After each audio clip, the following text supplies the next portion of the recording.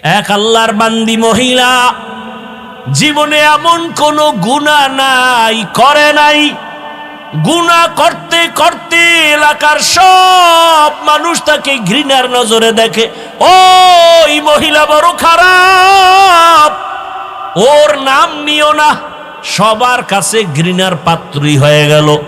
এমন একজন নারী রাস্তা দিয়া হাইটা যায়, হঠাৎ করে তাকায় দেখে রাস্তার পাশে একটা কুকুর পানির পিপাসায় কান্না করে। মহিলার অন্তরে মায়া লাগছে। জাহান্নামী নারী কুকুরের কান্না দেইখা পাগল হয়ে গেল। কোথায় একটু পানি পাই, খুঁজিয়া খুঁজিয়া পানির একটা কূপ পাইল। পানির কূপ থেকে পানি উঠাবে, দেখে উঠাবার পাত্র নাই, পানি নিচে। হঠাৎ করে ছিল পায়ের মধ্যে চামড়ার মুজা, চামড়ার মুজা খুলিয়া মুজার মধ্যে পানি উঠাবে, কিন্তু দেখে মুজার নিচে পানি নাগালে পাওয়া যায় না। আল্লাহর বান্দি পেরেশান হয়ে গেল। আরে আমি তো এই কাজটা করে যাই, কুকুরকে একটু পানি পান করাই, জীবনে তো ভালো কাজ করতে পারি নাই। এইবার চিন্তা করলো মুজা দিয়া যেহেতু পাই না, কি করা যায়। এবার মাথায় ছিল বড় একটা ওড়না। আল্লাহর বান্দি ওড়নাটা খুলিয়া এক মাথা মুজায় বেঁধে পানি উঠাইয়া এরপরে মাথায় বাকি অংশ পেঁচাইয়া চলে গেল কুকুরের কাছে, মুজার থেকে পানি পান করাইল। রহমতের নবী সাহাবায়ে কেরামদেরকে বলেন, ওই জাহান্নামী গুনাহগার বান্দি কুকুরকে পান করানো মাত্র একটা গায়েবী আওয়াজ আসছে, অদৃশ্য আওয়াজ। কে যেন ডেকে বলে, রে বান্দি, তোর জীবনে যত গুনাহ করছো সব গুনাহ মাফ হয়ে গেছে। দেখেন, একটা কুকুরকে পানি পান করানো এটা কঠিন কোনো আমল না, এটা সামান্য, চোখেও বাজে না। কিন্তু ওই বান্দি জীবন ভর গুনাহ করছে, এতটুকু উপকার করার কারণে আল্লাহর কাছে পছন্দ হয়ে গেছে। গায়েবী আওয়াজ আছে, নবী বলেন হাদিসে পাকে, সাথে সাথে গায়েবী আওয়াজ, মহিলার নাম জান্নাতের খাতায় লেখা হয়ে গেছে। ভিন্ন দিকে আর একজন আল্লাহর বান্দি জীবন ভর শুধু নেক আমল, বেপরদায় চলে না, জীবন ভর নেক আমল। আজান হলে নামাজে দাঁড়ায়। ওই আল্লাহর বান্দি সন্তানটাকে কোরআন পড়ায়, দ্বীনের তালিম দেয়। আল্লাহর রসুল বলতেছেন, জীবনের শেষ ভাগ যখন আসলো, হঠাৎ তার ঘরে একটা বিড়াল ঢুকছিল। বিড়ালটা আসা মাত্রই ওই আল্লাহর পেয়ারা বান্দি বিড়ালটাকে খাঁচায় আটকায় দিছে। বিড়াল ছাড়েও না, অন্যের ঘরে গিয়া খাবে সেই সুযোগও নাই। ওই নারীটাও বিড়ালের খানা দেয় না, রাগ করিয়া বিড়ালটা না খাইয়া কিছুদিন খাঁচায় আটকানোর পরে হঠাৎ করে বিড়ালটা ক্ষুধার তৃষ্ণায় ধুকে ধুকে মরে গেল। রহমতের নবী বলেন, ও সাহাবায়ে কেরাম, এত বড় আমলওয়ালা নারীর উপরে হঠাৎ করে একটা গায়েবী আওয়াজ আসছে, ও আমলওয়ালা নারী, তোমার নামটা জাহান্নামের খাতায় লেখা হয়ে গেছে। তো কিয়ামতের দিন সর্বপ্রথম 3 জন ব্যক্তি জাহান্নামে যাবে। কয়জন? সবার আগে 3 জন জাহান্নামে যাবে, সবার আগে। কেমন 3 জন? যেই 3 জনের ব্যাপারে দুনিয়ার বিবেকবানেরা বলে এরা বিনা হিসাবে জান্নাতি। যাগো বিবেক আছে এরা বলবে এই 3 জন এরা তো বিনা হিসাবে জান্নাতি। রসুল বলেন এরা সবার আগে জাহান্নামে যাবে। 3 জনের প্রথম যিনি হবেন, তিনি হবেন ইসলামের জন্য যুদ্ধের ময়দানে কাফের বেঈমানের মোকাবেলায় গলা কেটে দিয়েছে শহীদ। আল্লাহ পাকে ডাকবেন, এই শহীদ, শহীদ শাহাদাত বরণ করছো, জামা কাপড়ে রক্ত লাগানো, কারণটা কি? বলে তোমার দিনকে উঁচু করার জন্য। আল্লাহ বলবে না, আমি দুনিয়ার সবাই জানে দিনের পতাকা উঁচু করার জন্য তুই যুদ্ধ করেছো, আমি আল্লাহ তোর ভিতরেরটা জানি। তুই যুদ্ধ করেছো, তুই বীর বাহাদুরের উপাধি পাওয়ার জন্য, এটা দুনিয়ায় পেয়েছো, আমার কাছে কিছু নাই। আল্লাহ রাগ করিয়া বলবে, জাহান্নামের ফেরেশতারা এই নাফরমানের ধর, জাহান্নামের শিকল লাগাইয়া সবার আগে একে জাহান্নামে ঢুকায়া দাও। 2 নম্বরে ডাকবে আমার মতো মাওলানা। সহিহ হাদিস আবু হুরায়রা থেকে বর্ণিত, আলেমকে ডাইকা বলবে, এই মাওলানা, তুই যে এলেম শিখছো, আলেম হয়েছো, কেন এলেম দিয়া কি করছো? আলেম আমি বলবো আল্লাহ তোমার দেওয়া এলেম দিয়া মানুষের দাওয়াত দিয়েছি। কয়টা তো ভালো কথা, দুনিয়াওয়ালারাও তাই জানে, কিন্তু আমি তো তোর ভিতরের খবরটা পর্যন্ত জানি। তুই আলেম হইয়া মানুষের দাওয়াত দিছু, হাদিয়ায় উল্টা পাল্টা হলে মনে কষ্ট, নামটা যদি ছোট হয় মেজাজ গরম, আল্লামা না লেখলে মাথা গরম। 3-4 নাম্বারে নাম আসছে, আমার নাম এত নিচে কেন, তা তো মাথা গরম করেছো। কে জানেন? আল্লাহ বলবে এই মুখোশধারী আলেমকে ধর, জাহান্নামের শিকল লাগাও। মানুষ জানে তুই বড় বক্তা, মানুষ জানে তুই বড় ইমাম, কিন্তু আমি আল্লাহ জানি তুই সারা রাত মোবাইল চালাইছো, স্ত্রীর হক আদায় করো নাই, সন্তানের হক আদায় করো নাই, ভাইয়ের হক আদায় করো নাই, মুসল্লিদের হক আদায় করো নাই, শিক্ষক হইয়া ছাত্রের হক আদায় করো নাই, বাবা হইয়া সন্তানের হক আদায় করো নাই, স্বামী হইয়া স্ত্রীর হক আদায় করো নাই। আল্লাহ বলবে কে জাহান্নামের শিকল লাগায় জাহান্নামে নাও। 3 নাম্বার ব্যক্তি হবে টাকা পয়সা দান করে যারা মাদ্রাসা করে, মসজিদ করে, এগো ধরবে আল্লাহ। এরা দানবীর। আল্লাহ বলবে এই দানবীরে দিগায়, তোরে আমি গরিব বানাই নাই, হাজারো গরিবের মধ্যে তোরে টাকাওয়ালা বানিয়েছি, বল তোর সম্পদ কি করেছো? আল্লাহ তুমি জানো না, মাদ্রাসায় দিয়েছি, মসজিদে দিয়েছি, কালভার্ট বানিয়েছি, মানুষের কল্যাণে খরচ করেছি। আল্লাহ বলবে সব জানি, এটা তো দুনিয়াওয়ালারাও জানে, কিন্তু আমি আর একটু বেশি জানি, তোর ভিতরের খবর জানি। কি জানেন আল্লাহ? কয় তুই যে দান করছো 50,000, চায়ের দোকানে বয়ে চাপাবাজি করছো, মসজিদে 50 দিয়া বলছে মসজিদটা আমি কইরা দিছি। এরকম চাপাবাজ আছে না নাই? মাদ্রাসায় দেয় 50,000, চাপাবাজি করে মাদ্রাসা তো আমি করছি। এরপরে আবার দান করার আগে বলে আমারে পোস্টারে প্রধান অতিথি দেওয়া লাগবে, আছে না নাই? হুজুরকে উপরে নাম দেওয়া লাগবে। এই দান করছে মানুষ, মারহাবা না বললে মেজাজ গরম। নাম লেখছে ঠিকই, আলহাজ লেখে নাই, মাথা গরম হয়ে গেছে। কেমন হাজি?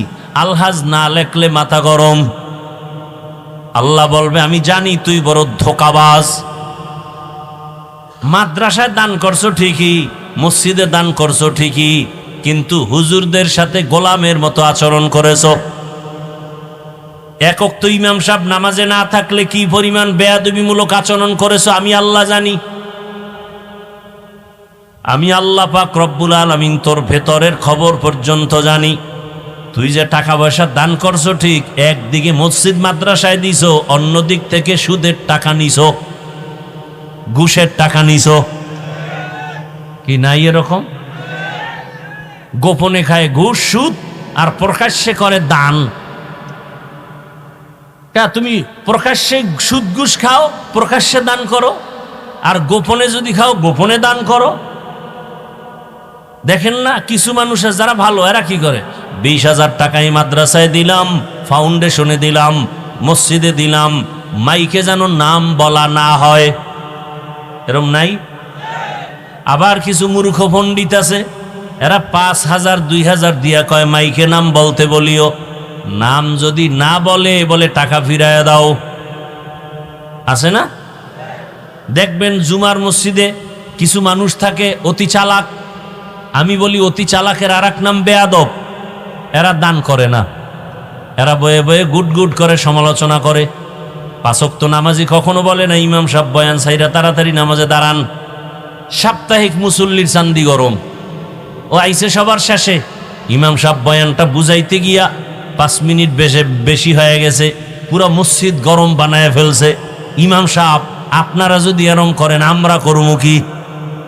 তো ইমাম সাহেব যদি বলে তুই গু খা, তুই পায়খানা খা, বদমাস বেয়াদব। ইমামকে চার্জ যারা করে, ইমামকে সবার সামনে যারা ফোর্স করে, এদের মতো বেয়াদব এই জমিনে কেউ নাই। সরকারি ডিউটি করে 8 ঘন্টা, মাসে বেতন নিম্নে 20, টেবিলের নিচে আরো অনেক কিছু পাওয়া যায়। আপনারাই বলেন আপনাদের অঞ্চলের মসজিদের ইমাম সাহেবের ডিউটি কত ঘন্টা? কি বলেন না কেন? বেতন কত? আপনার বিবেক দিয়ে বলেন তো, পৃথিবীতে এর থেকে আর জুলুম কি থাকতে পারে? হাসবেন না, আমি হাসির কথা বলি নাই। হাসেন কেন?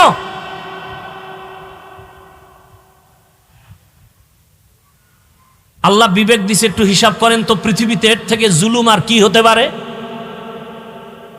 কিন্তু কোনোদিন কোন ইমাম কি প্রতিবাদ করেছে? জুমায় বলছে বেতনের স্কেল বাড়ানো হয়, আসর থেকে সূরা উল্টা দিকে যাবে। বরং ইমাম সাহেবরা কলিজা দিয়া দোয়া করে, মোনাজাতটা দিলেই বলে আল্লাহ এলাকায় শান্তি দান করেন, কবরওয়ালাদের জান্নাত দান করেন, ও অসুস্থ রুগীদের সুস্থ বানায়া দেন। আয় আল্লাহ মেহেরবানি করে এলাকার ব্যবসায়ীদের ব্যবসায় বরকত দেন, চাকরিজীবীদের চাকরিতে বরকত দান করেন। এরপরেও যারা হুজুর দেখতে পারে না, ওরা আসলে মা বাবার ভালো সন্তান না। মা বাবার ভালো সন্তান কখনো হুজুরের বিরুদ্ধে যাইতে পারে না। আল্লাহর কসম করে বলি রে যুবক, 200 টাকা লাগবে একটা পেস্টুন বানাবি, 2 ফিট 3 ফিটের পেস্টুন বানায় বানায় বানায় বানায় বাজারের মোড়ে মোড়ে লাগায় দাও। পেস্টুনের মধ্যে লেখো ইসলাম ছাড়ায় জমিনে কোনোদিন শান্তি আসবে না। পেস্টুন বানায় লেখো এই জাতির কলিজার নিঃস্বার্থ বন্ধুই হলো উলামায়ে কেরাম, বাকি সব চান্দাবাজ আর ধান্দাবাজ।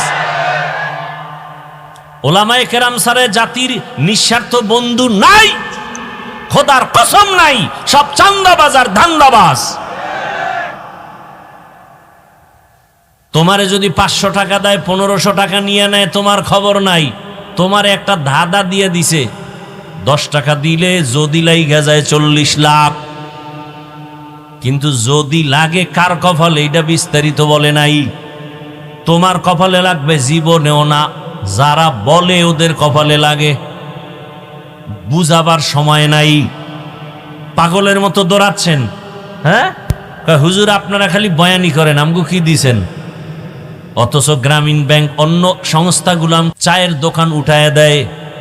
টের পাও না কত দানে কত চাল, মরিয়া যাওয়ার পরে লাশও কবরে নেয় না। সংস্থার লোকেরা গিয়া কয় কিস্তি আছে 13টা আদায় কর, তারপরে লাশ কবরে ঢুকা। এবার কেমন লাগে? হারামে কোনো আরাম নাই। হারাম টাকা দিয়া 10 তলা বিল্ডিং করছে, এখন বিল্ডিং থুইয়া জঙ্গলে দৌড়ায়। হালাল টাকা দিয়ে বিল্ডিং করলে কেউ দখল করতো না। রাতারাতি আঙ্গুল ফুলে কলা গাছ, রাতারাতি শেষ। তুফানে আসছে, তুফানে গেছে। হালাল টাকার জিনিস কখনো ধ্বংস হবে না। এক ব্যক্তি ঢাকার শহরে বিশাল বড় অফিস, কোটি টাকার মালিক, তার মালবাহী জাহাজ সমুদ্রের মধ্যে বুঝাবার জন্য বলছে। হঠাৎ করে খবর আসছে সমুদ্রের ভেতরে তোমার জাহাজ তুফানে ডুবে গেছে। ঢাকার অফিসের মালিক বৈশা বলে, আল্লাহর কসম আমার জাহাজ ডুবে নাই। বলে তুমি দেখছো? কয় না। টেলিফোন? কয় না। তো কেমনে বললা? কয় খবর ল। খবর নিয়ে দেখে সমুদ্রের ভেতরে মালবাহী অন্যের জাহাজ ডুবেছে, এই ব্যক্তিটা ডুবে নাই। দৌড়ে গিয়ে কয় ভাই ঠিকই আপনার জাহাজ ডুবে নাই, তবে জানতে চাই কসম খায়া বললেন কিভাবে? বলে রসুলের তাবিজ ব্যবহার করি। রসুলের স্পষ্ট কথা, যারা মালের সঠিকভাবে যাকাত দিবে তার মালকে আল্লাহ ফেরেশতা দিয়া হেফাজত করবেন। কাদের কুদরত দারি বার কামাল আন্তা রব্বি আন্তা হাসবি জুল জালাল, তুহি কাদের জলিলুল্লাহ জাহাদার বহর হালে তুহি মেরা নেগাহদার। আর আয়াত আল্লাহ বলেন, হেদা কোরআন কেন আমি দিলাম? ওয়ানুনাজ্জিলু মিনাল কুরআনি মা হুয়া শিফাউ ওয়া রাহমাতুল লিল মুমিনিন। আমি কোরআন থেকে দিলাম ঔষধ। কি দিলাম? হেদায়েতের জন্য ঔষধ দিলাম। দুনিয়ার সব মানুষ রোগী, ঈমান হলো তার ঔষধ। কোরআন থেকে ঈমানের ঔষধ নাও। বলে ঈমান নিলাম, কালেমা পড়লাম, এরপরও কি রোগী? কয় হ্যাঁ। কেন? বলে তোমার ঈমান আছে, আমল নাই। মুসলমান দাবি করে, নামাজ নাই, রোজা নাই, পর্দা নাই, হালাল হারামের ভেদাভেদ নাই। এই লোকটাও রোগী, আমলের অভাব। আর একটা লোক ঈমান আনলো, আমল করে, তারপরেও রোগী। কেন? বলে আমল করে ঠিক, আমলের মধ্যে ইখলাস নাই। আল্লাহর জন্য করে না, মানুষকে দেখানোর জন্য বয়ান, মানুষকে দেখানোর জন্যই মসজিদ, মানুষকে দেখানোর জন্যই দান সদকা, মানুষকে দেখানোর জন্যই নামাজ পড়ি, মানুষকে দেখানোর জন্য ব্যবসা করি, মানুষকে দেখানোর জন্য আমি দুনিয়ার সব কাজ করতেছি। এগুলোকে এর নাম হলো রিয়া। রিয়া কবিরা গুনাহ। রিয়াকে দূর করার একমাত্র ব্যবস্থাই হলো ইখলাস।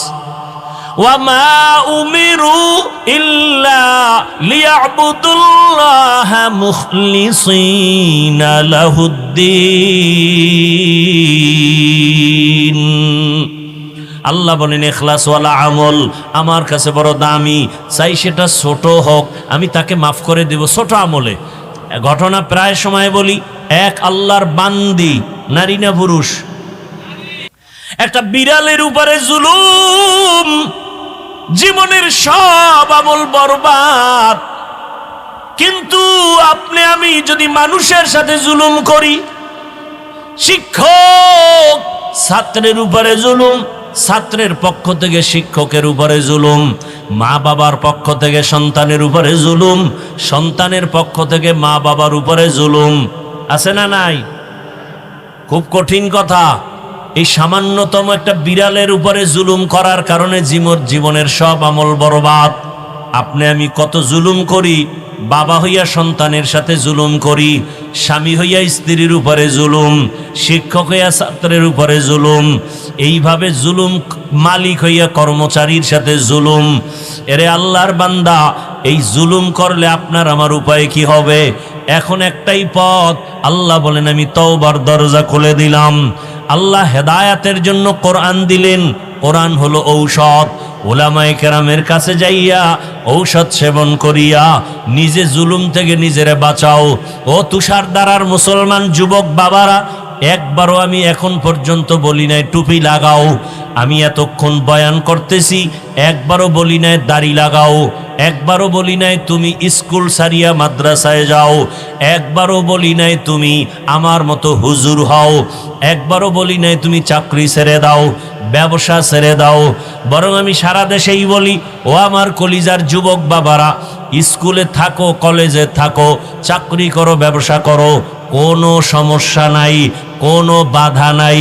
বরং আমি দোয়া করে যাচ্ছি, আখিরি দোয়া করবেন মুফতি সাহেব হুজুর দামাত বারাকাতুহুম। বলে গেলাম যুবক বাবারা, আপনারা স্কুলে পড়েন, কলেজে পড়েন, লেখাপড়া করিয়া অন্তর থেকে দোয়া করি ডাক্তার হয়ে যান, ইঞ্জিনিয়ার হও, প্রফেসর হও, পারলে তুমি ওসি ডিসি এসপি হও, এমপি হও, মন্ত্রী হও। তবে ছোট দাবি বেয়াদব হইও না।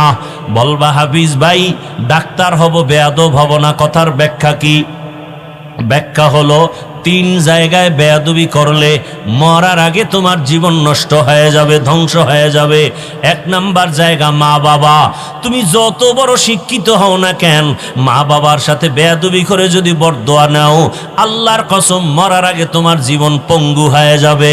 2 নাম্বার জায়গা শিক্ষক। তুমি যত বড় শিক্ষিত হও, শিক্ষকের সাথে যদি বেয়াদবি করে বরদোয়া চলে আসে, তোমার জিন্দেগি বরবাদ হয়ে যাবে। 3 নাম্বার জায়গা উলামায়ে কেরাম।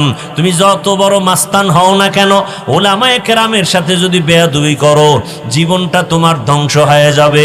চোখের সামনে দেখতেছো উলামায়ে কেরামের সাথে বেয়াদবি করিয়া ও ধুকে ধুকে মরে যায়, ক্যান্সারে মরে, লিভার ক্যান্সার, ব্লাড ক্যান্সার।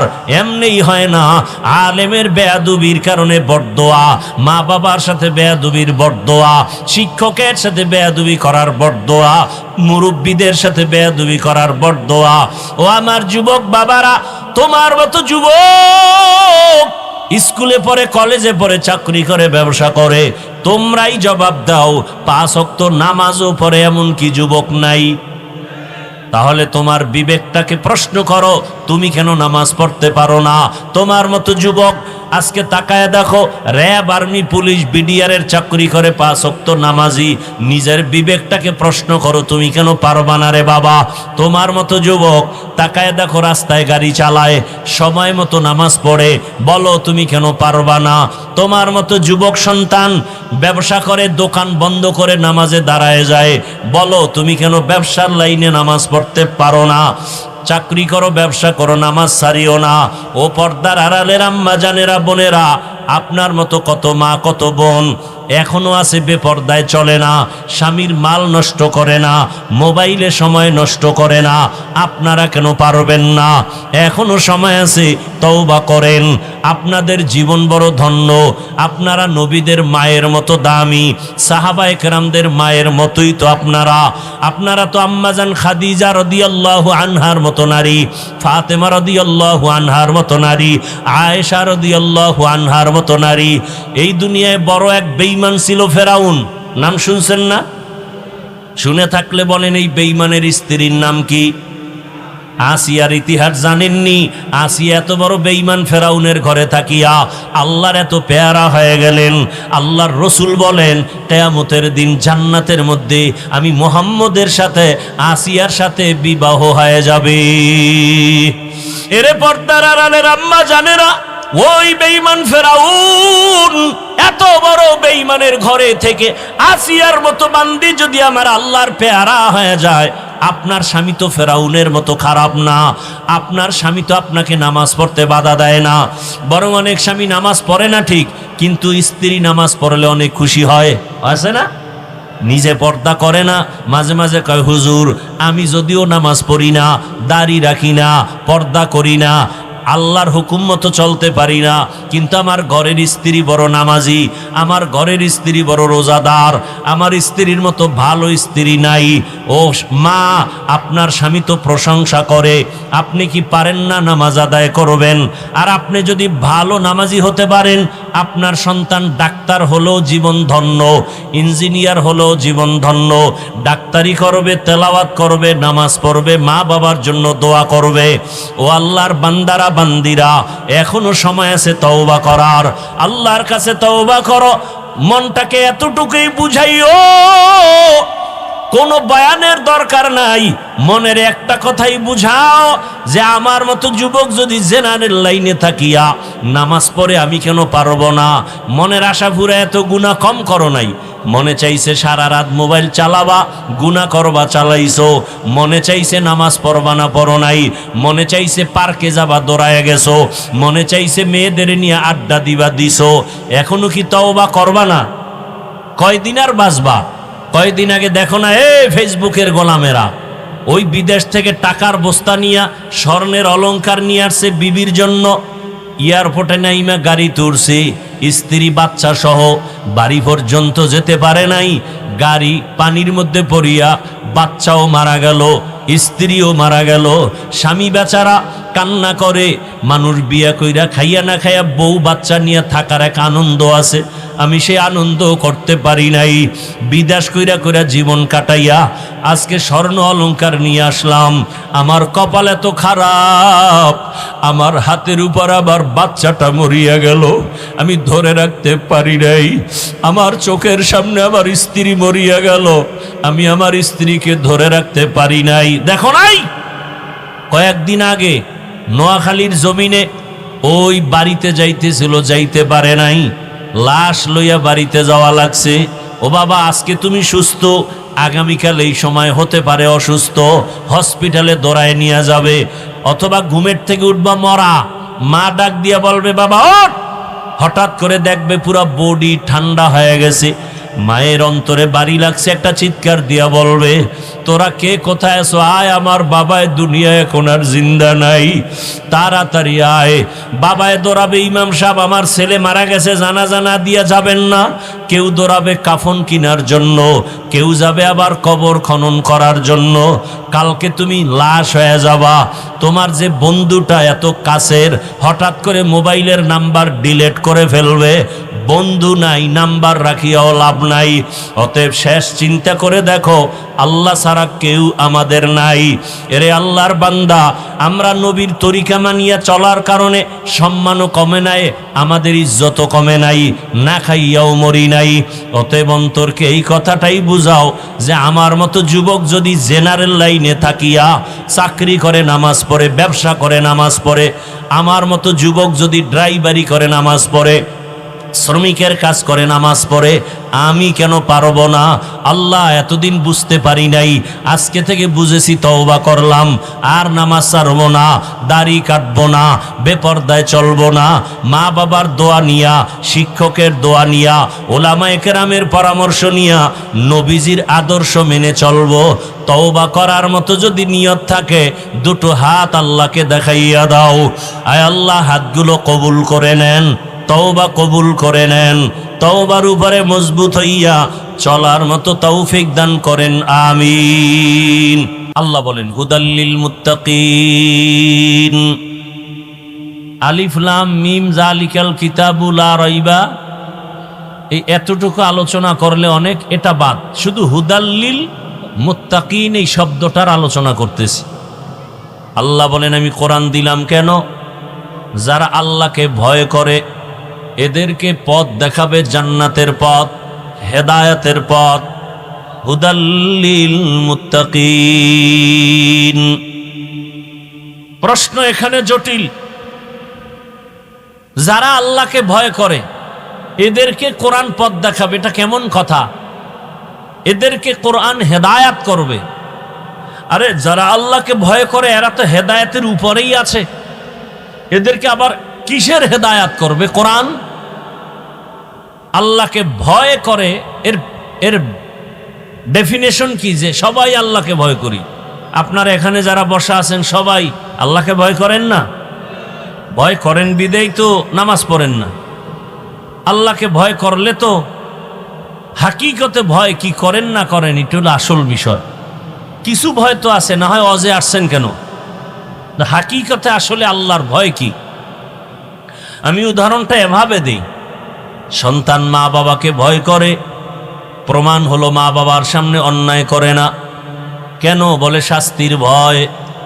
অন্যায় করলে মা বাবা আঘাত করবে, বেতের বাড়ি দিবে। ছাত্র শিক্ষকের ভয় করে, প্রমাণ কি? বলে শিক্ষকের সামনে ছাত্র অন্যায় করে না। কেন? ভয়টা কিসের? বলে শাস্তি দিবে, বেতের বাড়ি দিবে। ঠিক দুনিয়াতে যারা আসলে আমার আল্লাহকে ভয় করবেন, ওই বান্দা বান্দি গলায় ছুরি লাগাবে, দাড়ির মধ্যে ছুরি লাগাবে না। যদি লাগায় বোঝা যাবে তার মধ্যে হাকিকতে আল্লাহর ভয় এখনো আসে নাই। যে সাপকে ভয় করে সে সাপ ধরবে? কথা বলেন না কেন? বরং সাপ যেখানে থাকে সেখানেও যায় না, সন্দেহ যদি থাকে। যেমন সাপের গর্ত দেখলে দৌড় দেয়। যারা আসলেই সাপের ভয় করে এরা ঘুমের মধ্যে মাঝে মাঝে সাপ সাপ কয়ে চিৎকার দেয়। ঠিক এই দুনিয়াতে যারা আমার আল্লাহকে ভয় করবে ওই বান্দা গুনার কাছে যাবে না। কয় ওখানে গেলে গুনাহ হবে? কয় না, হবে না। কয় না, কেমন কেমন যেন লাগে। যদি গুনাহ হয়ে যায় আমি আল্লাহর কাছে কেমনে দাঁড়াবো? আমি আল্লাহর কাছে অপরাধী হয়ে যাব। দুনিয়ার সবাইরে ফাঁকি দেওয়া সম্ভব, আমার আল্লাহকে ফাঁকি দেওয়া সম্ভব না। সম্ভব? এই চিন্তাটা অন্তরে ঢুকাও।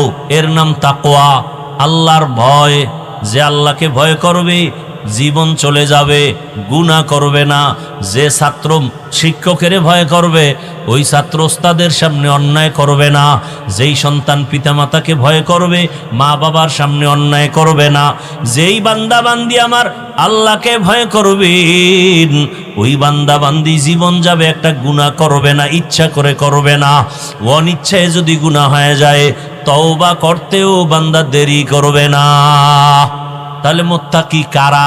যারা আল্লাহকে ভয় করে। এবার আমাকে বলেন, আল্লাহকে যারা ভয় করে তারা গুনাহ করে না ছাড়ে? বলেন। ওয়া আম্মা মান খাফা মাকামা রাব্বিহি ওয়া নাহান নাফসা আনিল হাওয়া ফাইন্নাল জান্নাতা হিয়াল মাওয়া। হর কে দারাত খৌফে হকদার দিল মদাম জন্নতুল মাওয়া দেহাদ উরা মাকাম জুজবা হকচি জে মখাজ ইনসুজা ফজলে উআ মস্তে দর জুমলা জাহা। আল্লাহ পাক রব্বুল আলামিন বলেন, যারা আল্লাহকে ভয় করবে মুত্তাকি, তাদের হেদায়েতের জন্য কোরআন আমি অবতীর্ণ করলাম মুত্তাকিনদের জন্য। এখন আল্লাহকে যে ভয় করে সে কি গুনাহ করবে না ছাড়বে? আচ্ছা, যে গুনাহ ছাইরা আল্লাহর ভয়ে চলে সে কি হেদায়েতের পথে আছে না নাই? ভালো করে বলেন, আছে না নাই? এত ডিস্টার্ব হলে কি আর অজ হয়? এই জন্য রাস্তাঘাটে অজ নিতে চাই না, যে পারলে আলাদা মাঠ দাও, এই দোকান সেই দোকান। মানুষের তো এখন বিবেক শূন্য। যদি কমন সেন্স থাকে যেখানে কোরআনের বয়ান চলে, কেন আমি কথা বলি, কেন আমি আওয়াজ দিই? এই কমন সেন্সটা না থাকলে এই মানুষটাকে আর কি করার, কিভাবে বোঝানো সম্ভব? এটা কপাল পোড়া, আর কিছুই না। কপালে যদি আগুন লাগে, ঘরে আগুন লাগলে ঘর পাওয়া যায়, নতুন ঘর বানানো যায়। কপালে আগুন লাগলে নতুন কপাল পাওয়া যায় না। আল্লাহ হেদায়েত দান করেন।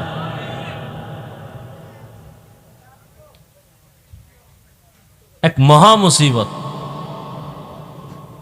আমরা তো বয়ান করি আল্লাহর মোহাব্বত নিয়ে, একটা লোক দাঁড়াইলেও মাথা গরম হয়ে যায়, কারণ ওই নিয়তে করি। দেখিনি আল্লাহ একটু রহমতের বৃষ্টি দিয়া কারো দিলের উপরে যদি আসে, একটা দিলের উপরে যদি কলবের উপরে রহমত আসে, কলবের সাথে সবার কলব মালামাল হয়ে যাবে, রহমতে ভরপুর হয়ে যাবে।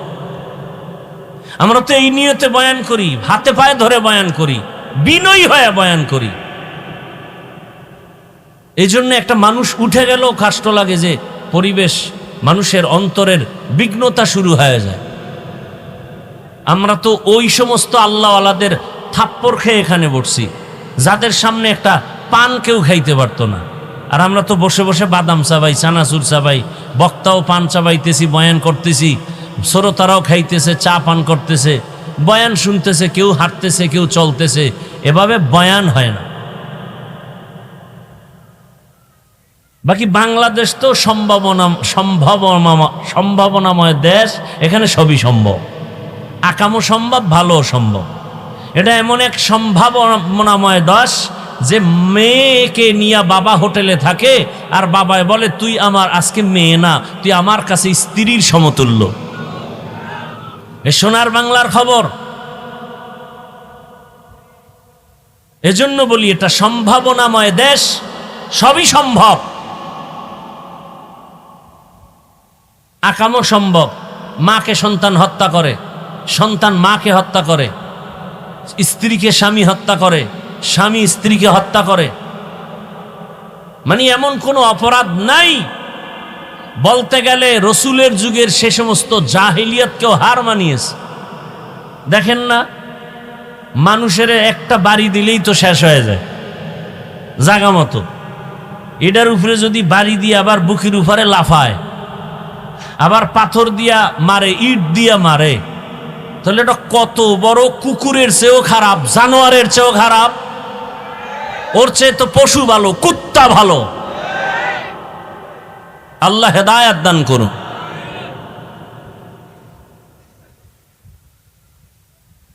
বড় আজীব। থানায় লোক নিয়ে যায়, ধৈরা পুলিশে বেতের বাড়ি দেয়, কান্নাকাটি নাই, এমন ফিডা দেয়, এরপরও কাঁদে না। আর কোরআন ও হাদিসের বাগানগুলো এত সুন্দর যে আল্লাহর খাস ওলিরা যখন বয়ান করে, ওই জাহেল পেছনে বসে কান্না করে। তো পুলিশের বেতের বাড়িতে কাঁদে না, কোরআনের বাগানে বসে কাঁদে, ওরে মারলো কে? তাহলে ওটা তো সেই প্যান্ডেল। আল্লাহ হেদায়েত দান করুন। যালিকাল কিতাবু লা রাইবা ফীহি হুদাল লিল মুত্তাকিন। যারা মুত্তাকি, আল্লাহকে ভয় করে, গুনাহ ছাড়ে, এরা তো হেদায়েতের উপরে আছে। এ কারণেই তো তাদের উপাধি মুত্তাকি। এদেরকে আবার আল্লাহ কেন বললেন হুদাল লিল মুত্তাকিন? কোরআন মুত্তাকিনদেরকে হেদায়াত করবে। এরা তো আগের থেকেই হেদায়াতের উপরে আছে, তাহলে কিসের হেদায়াত করবে প্রশ্ন। দ্বিতীয়, আল্লাহ কোরআনের আর এক আয়াতে বলেন, আমি আল্লাহ কোরআন কেন অবতীর্ণ করলাম? শাহরু রমাদানাল্লাযী উনজিলা ফীহিল কুরআন হুদাল লিন্নাস ওয়া বাইয়িনাতিম মিনাল হুদা ওয়াল ফুরকান। রমাজানে কোরআন অবতীর্ণ করেছি দুনিয়ার সব মানুষের হেদায়াতের জন্য। দেখছেন, এখানেও আল্লাহ বলেন আমি কোরআন অবতীর্ণ করলাম দুনিয়ার সমস্ত মানুষের হেদায়াতের জন্য। প্রশ্ন এখানেও জটিল, দুনিয়ার সব মানুষ কি হেদায়াত পেয়েছে? কথা বলে না। আরে দুনিয়ার সব মানুষ বাদ দেন, এই প্যান্ডেলে আমরা যারা বসে আছি আমরাও তো পূর্ণ হেদায়াত পাই নাই। পাইছেন?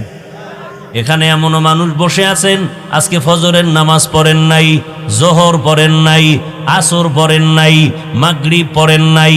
এখানে এশার নামাজ হয়েছে একটু আগে, কত আশেকে রসুল ঘুরছে আর বিড়ি টানছে, নামাজ পড়ে নাই। বয়ানে এসে বসে গেছে, নামাজে বয়ানের পরে আবার রাস্তায় গিয়ে বিড়ি টানবে। এরপরে বাসায় ঢুকলে নতুন ডিউটি মোবাইল, সারাটা রাত মোবাইলে জেনা করবে, জেনা, হাতের জেনা, চোখের জেনা, অন্তরের জেনা, জবানের জেনা করে করে রাত কাটায় দিবে। কখন 2টা বাজে খবর নাই, রাত কখন 3টা বাজে খবর নাই। ফজরের আজান হয়ে যায়, আজানের আগ মুহূর্তে এমন ঘুমের চাপ, মোবাইলটা পড়ে থাকে, সে ঘুমায় যায়। 10টা 11টা 12টা পর্যন্ত ঘুমায়। সারা রাত বান্দা জেনা করে করে কাটাইলো মোবাইলে, বোঝা গেল হেদায়েত পেয়েছে? বলেন। আল্লাহ বলেন আমি কোরআন রমাজানে দিলাম সারা দুনিয়ার মানুষের হেদায়েতের জন্য। কিন্তু প্রশ্ন, হে মালিক, সারা দুনিয়ার মানুষ দরকার নাই, তুষার দ্বারার মানুষ কেন পূর্ণ হেদায়েতে নাই? অনেকে ভাবে আমি হাফিজুর রহমান, আমি মজার বয়ান করি, আমার মতো হেদায়েতওয়ালা কেউ নাই। আমি কেন্দ্রীয় মসজিদের খতিব, আমার মতো ভালো মানুষ কেউ নাই। আল্লাহ কয়, রে হাফিজুর রহমান, দুনিয়ার সবাই জানে তুই ভালো মানুষ, আমি আল্লাহ জানি তুই সারা রাত মোবাইলে গুনাহ করো। মানুষ আল্লাহ সবার শেষে পাঠিয়েছেন, আগে দুনিয়া সাজাইছেন যে মানুষ সৃষ্টির শ্রেষ্ঠ এরা দুনিয়াতে আসবে, এদের প্রয়োজনগুলো আগে আল্লাহ পাক ব্যবস্থা করেছেন। পানির প্রয়োজন, আগে পানির ব্যবস্থা করেছেন। মানুষের রাতের ঘুমের প্রয়োজন, রাতের সৃষ্টি আগে করেছেন। জমিনের সৃষ্টি আগে করেছেন। বাতাসের প্রয়োজন আগে সৃষ্টি করেছেন। আলোর প্রয়োজন, সূর্য দিয়ে আলোর ব্যবস্থা করেছেন। অর্থাৎ মানুষ মেহমান হয়ে আসবে অল্প সময়ের জন্য, আবার সময় মতো চলে যাবে তার আসল বাড়ি। অতএব এই মানুষ দুনিয়াতে আসার পরে তার মেহমানদারিতে কোনো সমস্যা যেন না হয়, সেই ব্যবস্থা আল্লাহ সব করেছেন। এরপরে আল্লাহ আমাদেরকে পাঠিয়েছেন। অতএব এই দুনিয়া আমাদের থাকার জায়গাই না। হাদিসে পাকে নবী বলেন, কুনফিদ দুনিয়া কাআন্নাকা গরীবুন আও আবিরু সাবিল। দুনিয়াতে তোমরা মুসাফিরের মতো বসবাস করো, চলাফেরা করো।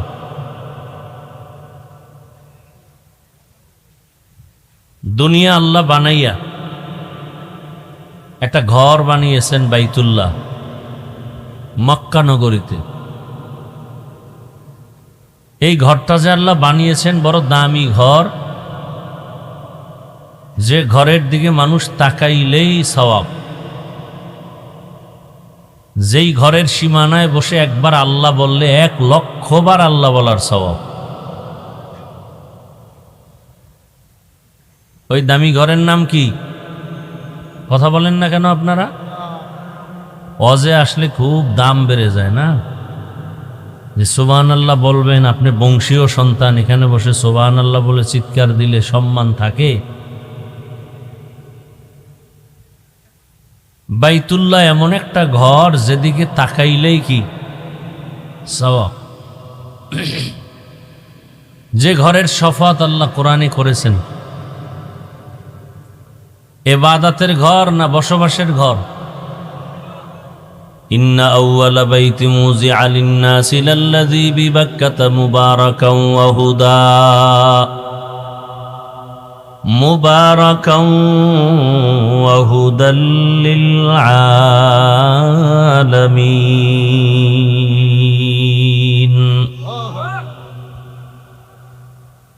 দামি ঘর, হেদায়েতের ঘর, ইবাদতের ঘর। এমন সুন্দর ইবাদতের ঘর, বসবাসের ঘর আল্লাহ বানান নাই কেন? মানুষ দুনিয়াতে আল্লাহ বানাবেন বা পাঠাবেন ইবাদতের জন্য। তো দুনিয়ায় মানুষ করবে ইবাদত, আর এদের বসবাসের জন্য আল্লাহ বানায় রাখছেন স্থায়ী শান্তির ঠিকানা জান্নাত। কি বানায় রাখছেন? জান্নাত। জান্নাতে আমরা যেতে যদি চাই, তাহলে দুনিয়ার থেকেই জান্নাতের টিকিট ওকে করে নিতে হবে।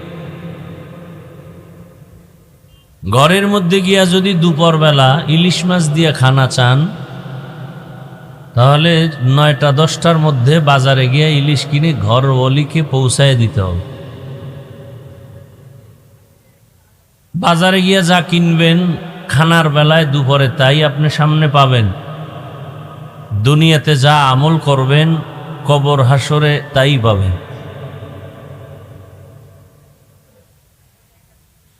তো আল্লাহ রাব্বুল আলামিন মানুষ সৃষ্টি করার পরে শ্রেষ্ঠ মর্যাদা দিয়েছেন আল্লাহ পাক। মানুষের মতো শ্রেষ্ঠ মর্যাদার কোনো প্রাণী আল্লাহ আলাদা বানান নেই। জানা থাকলে বুঝে থাকলে বলেন তো, মানুষের থেকে দামি ফেরেশতারা? বলেন, কথা বলেন। জিনেরা? তাহলে নূরের সৃষ্টি ফেরেশতাও শ্রেষ্ঠ না? আগুনের সৃষ্টি জিনেরাও? কারা শ্রেষ্ঠ? সিদ্ধান্ত কার? জোরে বলেন। স্থায়ী না অস্থায়ী? স্থায়ী। জানা থাকলে বলেন তো, আল্লাহ পাকের এই স্থায়ী সিদ্ধান্তটার বিরোধিতা করছিল কে? শয়তান বিরোধিতা করছিল। ইবলিস শ্রেষ্ঠত্ব মানুষ এটা মানে নাই। আল্লাহর সামনে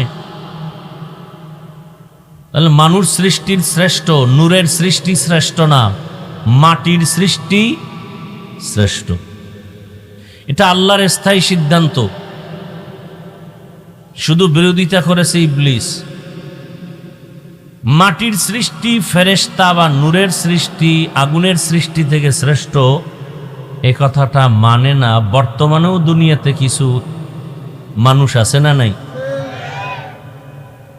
জানি না, এদের সামনে অনেক যুক্তি। ইবলিসও যে আদমকে সৃষ্টির শ্রেষ্ঠ মানে নাই, তারও কি ছিল? যুক্তি ছিল। যুক্তির নাম ইসলাম না, মালিকের কথা বিনা শর্তে মেনে নেওয়ার নাম ইসলাম। যুক্তি দিতে গিয়া তাসলিমা নাসরিন কপালে এমন জুতার বাড়ি লাগছে যে ওর লাশ হয়ে জমিনে আর আসবে কিনা সন্দেহ।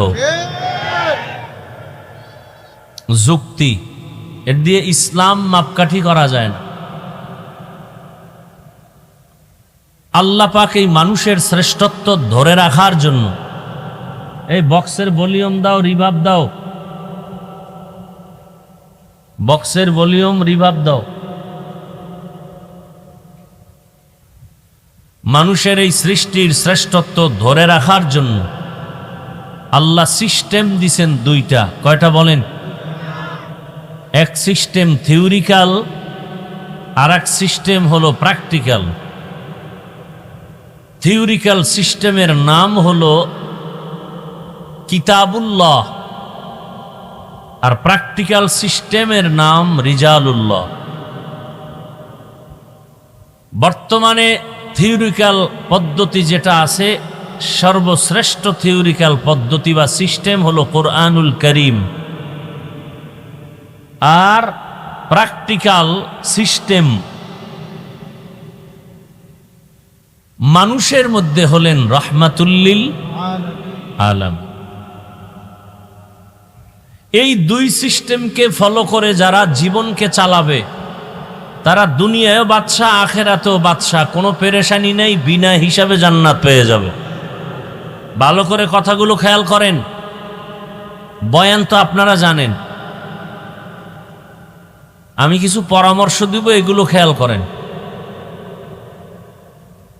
যদি কেউ বলে আমি কিতাব মানি, ব্যক্তি মানি না, সে গোমরা, সে ধ্বংস। যদি কেউ বলে আমি ব্যক্তির গোলামি করি, কিতাব মানি না, অথবা কিতাব মানি ব্যক্তি মানি না, দোনো দল ধ্বংসের পথে। আর যারা বলবে না আমি কিতাবও মানি ব্যক্তিও মানি, তারা আহলে হক। এবং এই দুই পদ্ধতি অবলম্বন ছাড়া আল্লাহর কসম একবার, আল্লাহর কসম দুইবার, আল্লাহর কসম তিনবার, আরো পারলে আপনারা কসম খেয়ে নেন, আমি আল্লাহর কাছে আরো কসম করে বলছি, 1000 বার কসম করে বলছি, কথাটা লিখে রাখেন।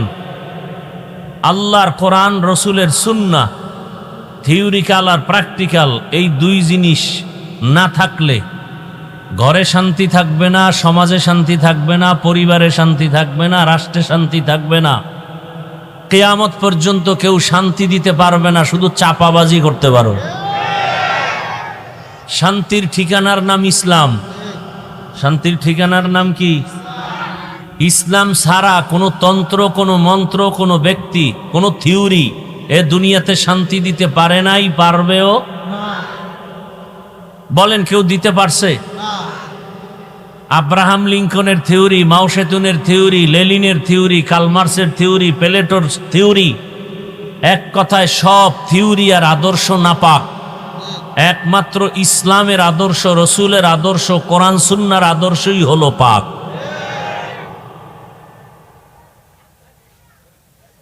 এ কথা অনেকে বুঝে কিন্তু মানে না। কারা মানে না? সমাজের চরিত্রহীন দুর্নীতিবাজরা মানে না।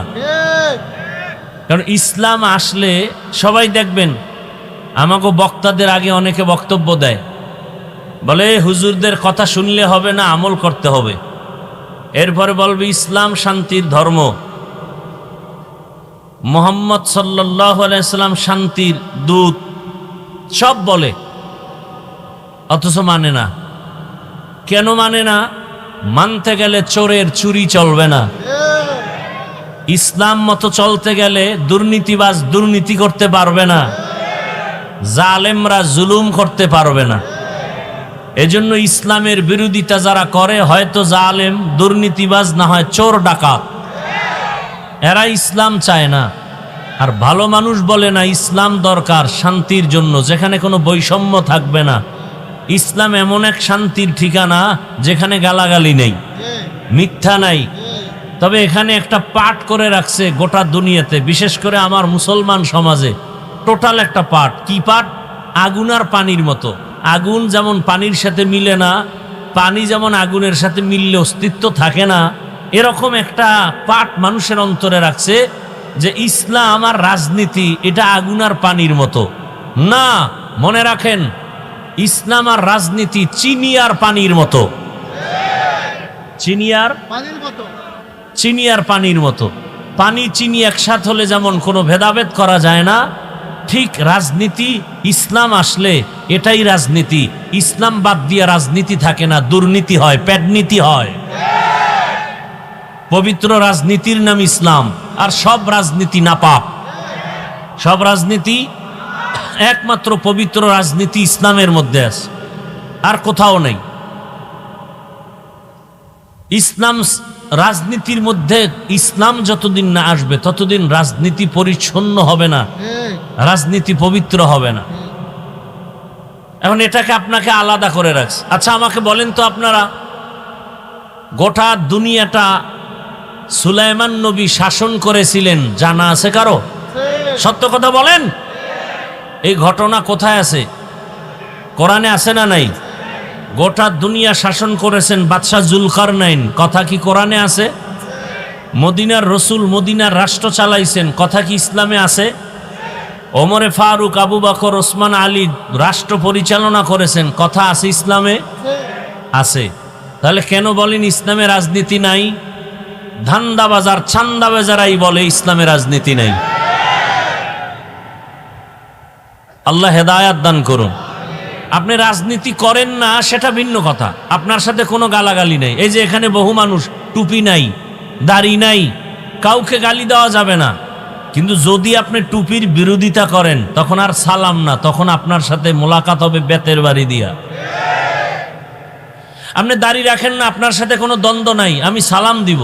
কিন্তু যদি বিরোধিতা করেন তখন আর আপনাকে ছাড় দেওয়া যাবে না। আপনি ইসলামের রাজনীতি করেন না সেটা আপনার বিভিন্ন সমস্যা, ভিন্ন কথা, কিন্তু বিরোধিতা করলে আপনাকে আর ছাড় দেওয়ার কোনো সুযোগ নেই। নামাজ না পড়া আর বিরোধিতা করা কি এক নেই? একজনে নামাজ পড়ে না, সময় পেলে পড়বে, ঝামেলার কারণে পড়তে পারে না। আর একজন সময় আছে, পড়ে না কেন? কারণ নামাজের দরকার নাই, নামাজ পছন্দই করে না।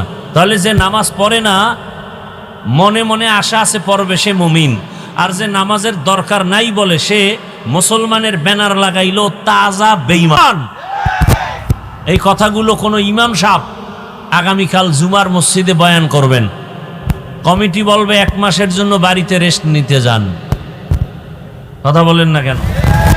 কারণ শিয়ালের হাতে মুরগি আমানত দিলে যা হয়, সুদখোর ঘুষখোর বেনামাজির হাতে মাদ্রাসা মসজিদের চাবি দিলে, দায়িত্ব দিলে তাই হয়। সুদখোর বেনামাজি, ওর অধিকার নাই মসজিদে কোনো দায়িত্ব নেওয়ার। দিছে কে? জিব্রাইল। কারা দিছে? আপনারাই দিছেন। এই জন্য জুতার বাড়ি তো আপনারাই খাবেন। কপালে ডেকে আনছেন মুসিবত, আর করার কি? এখনো হুঁশ হয় নাই। পায়খানা খাইতে খাইতে চিন্তা করে আরেকটু দরকার। এবার মনে হয় পায়খানার সাথে বগুড়ার দধি মিশ্রিত হবে, তাহলে একটু